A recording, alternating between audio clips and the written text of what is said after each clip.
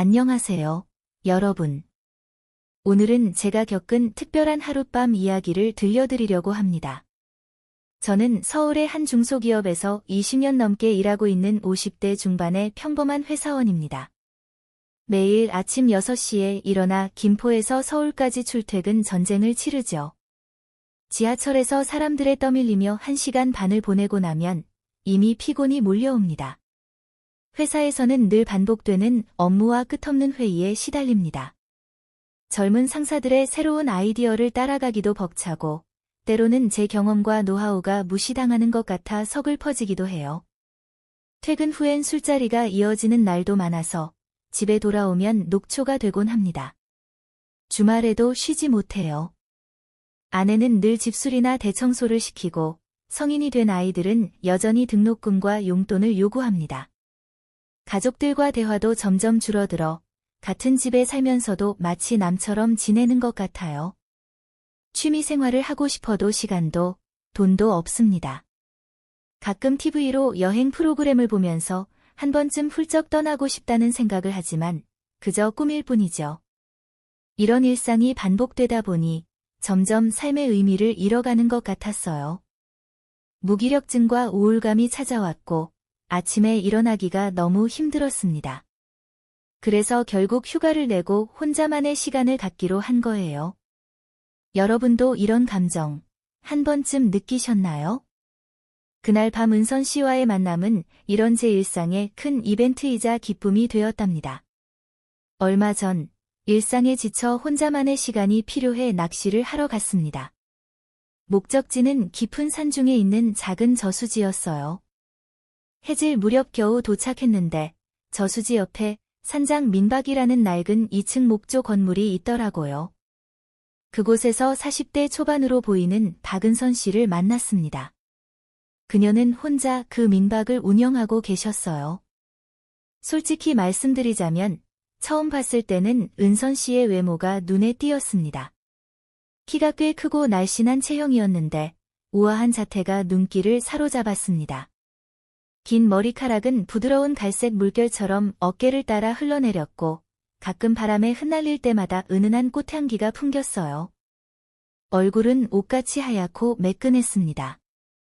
눈가에 살짝 보이는 주름은 오히려 그녀의 표정을 더욱 생생하게 만들었죠. 큰 눈에는 지혜와 따스함이 깃들어 있었고 미소 지을 때마다 볼에 생기는 보조개가 참 매력적이었어요. 특히 은선 씨의 목소리가 인상적이었습니다. 부드럽고 낮은 음색이 마음을 편안하게 해주었어요. 웃을 때 나오는 맑은 웃음소리는 마치 작은 종소리 같았죠. 그리고 손. 은선 씨의 손은 가늘고 섬세했어요. 저희 민박집에 와주셔서 감사하다며 차를 건네주실 때 우연히 스친 그 손길이 아직도 생생합니다. 옷차림도 단정하면서도 세련되었어요.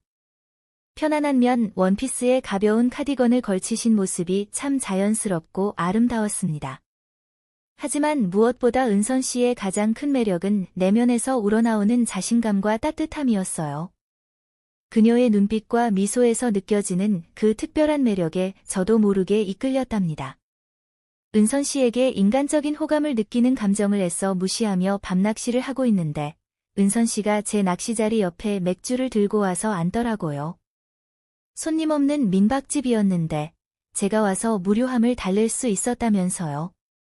그 대화를 물꼬로 밤이 깊어갈수록 우리는 이런저런 이야기를 나누기 시작했습니다. 제 회사 생활과 가족 얘기를 털어놓았고 은선 씨는 남편을 잃고 혼자 민박을 운영하게 된 사연을 들려주셨어요.